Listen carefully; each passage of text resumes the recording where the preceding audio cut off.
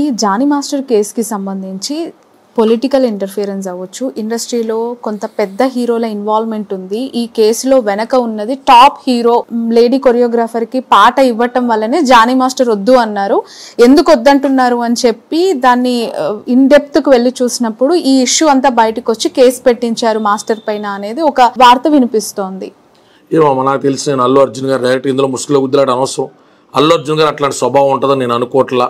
అభియోగాలు ఏవైనా కావచ్చు కానీ జానీ మాస్టర్ ఒక్కలే కాదు కదా, ఇంకా చాలా మంది మాస్టర్లు ఉంటారు. జానీ మాస్టర్ కూడా తనకు ఆఫర్ వచ్చింది అనేది చాలా స్పెక్యులేషన్స్ అమ్మా. ఆఫర్ వస్తే అమ్మాయి ప్రతిభ వచ్చి ఉంటుంది. జానీ మాస్టర్ మీద కేసు పెడతారంటే అల్లు అర్జున్ గారు ఇచ్చేది ఏంటమ్మా?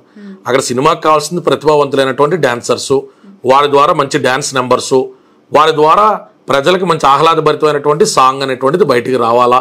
కోట్లాది రూపాయలు వెచ్చించి తీసేటువంటి సినిమాలో సుకుమార్ గారో లేకపోతే అల్లు అర్జున్ గారో పనిగట్టుకున్న డాన్స్ మాస్టర్ని అరెస్ట్ చేయించడం అనేటువంటి పని మీద ఉంటారని నేను అనుకోను.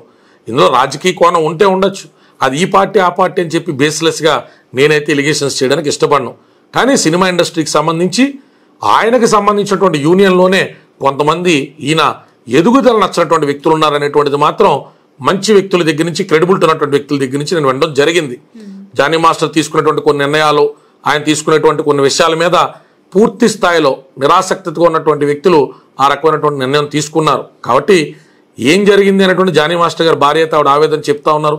అల్లు అర్జున్ గారి గురించి కూడా కమెంట్ చేస్తూ ఉన్నారు. నేను కూడా కొంత వారించాను, నేను కూడా చెప్పాను. అటు ఆ అమ్మాయి విక్టిమ్ మీద కూడా మీరు ఎలా పడితే అలా ఇప్పుడేం మాట్లాడద్దమ్మా, ఎన్ని బెయిల్ విషయాల్లో ఇబ్బంది అవుతే అల్లు అర్జున్ గారు లాంటి ఒక దేశం మొత్తం కూడా గుర్తించదగ్గటువంటి వ్యక్తి అరవింద్ గారి అబ్బాయి గురించి, చిరంజీవి గారి మేనల్లుడి గురించి కూడా అంత స్పీడ్గా వద్దమ్మా. మంచి కుటుంబం, చరణ్ గారు కానీ అర్జున్ గారు కానీ ఒక స్పోర్టు స్పిరిట్తో ముందుకు సాగేటువంటి వ్యక్తులు కాబట్టి అట్లా వద్దని చెప్పడం మన బాధ్యత, వినడం వినకపోవడం వారి వ్యక్తిగత. బట్ ఎక్కువగా ఈ ఇష్యూ జరిగినప్పటి నుంచి కూడా వినిపిస్తున్న ఏకైక లైన్ ఏంటి అంటే రామ్ చరణ్ అంటే mega family versus Allu Arjun family మధ్యలో జరుగుతున్న ఈ ఇష్యూస్లో, ఈగో క్లాషెస్లో జానీ మాస్టర్ బలయ్యాడు, అతని మీద కేసు ఈ ఈగోస్తోనే, ఈ రెండు కుటుంబాల ఈగోస్తో కొనసాగుతుంది అనేది. అది ప్రాక్టికల్గా డీకోడ్ చేద్దాం అమ్మా. జానీ మాస్టర్ అనేటువంటి వ్యక్తిని ఇరికించడం వల్ల ఎవరికైనా వచ్చేటువంటి లాభం ఏముంటుంది? జనసేనకు అలైన్ ఉండడం వల్ల, జనసేనకు అలైన్ ఉండడం వల్ల జనసేనలో ఏమైనా కీలకమైన బాధ్యతలు వహిస్తున్నారా? జనసేన ద్వారా ఆయన ఏమైనా రాష్ట్ర వ్యాప్తంగా ప్రభావితమైనటువంటి పర్యటనలు చేశారా?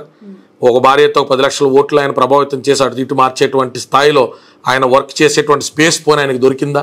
ఒక నెల 2 నెలల పాటు పూర్తిగా చిత్తశుద్ధితో ఆయన పార్టీ కోసం పనిచేసి ఉండొచ్చు.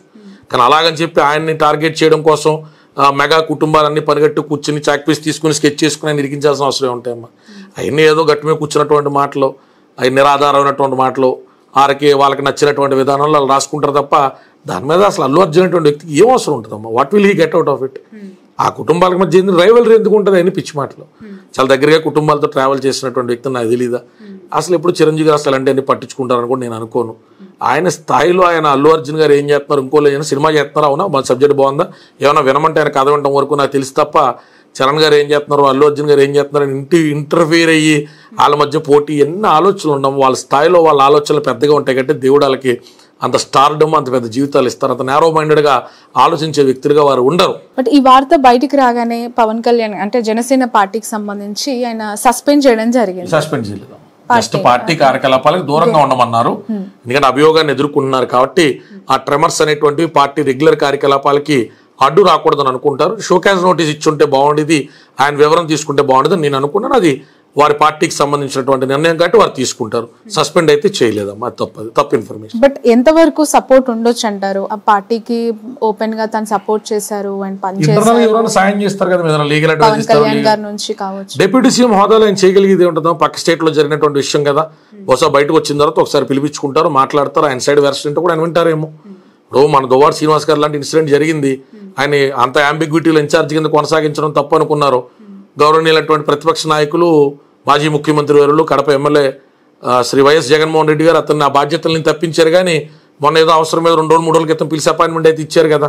సో మన కోసం పనిచేసినటువంటి వ్యక్తులు ఏదైనా ఎలిగేషన్ ఎదుర్కొంటున్నప్పుడు కొంత డిస్టర్బెన్స్ అంతా సెటిల్ డౌన్ అయిన తర్వాత మోరల్ సపోర్ట్ ఇవ్వడం అనేటువంటిది ప్రతి నాయకుడు ప్రజా జీవితంలో చేసేటువంటి ఒక అనివార్య కార్యక్రమం. ఇప్పుడు ఆపరేషన్ లేకుండానే మోకాళ్లకు ప్లాస్మా ట్రీట్మెంట్, మీ ఆర్థోపెటిక్ సమస్యలన్నిటికీ రోబోటిక్ టెక్నాలజీ ద్వారా తక్కువ ఖర్చుతో శాశ్వత పరిష్కారం, ఫ్రీ కన్సల్టేషన్, ప్రతి ట్రీట్మెంట్ పై 20% డిస్కౌంట్.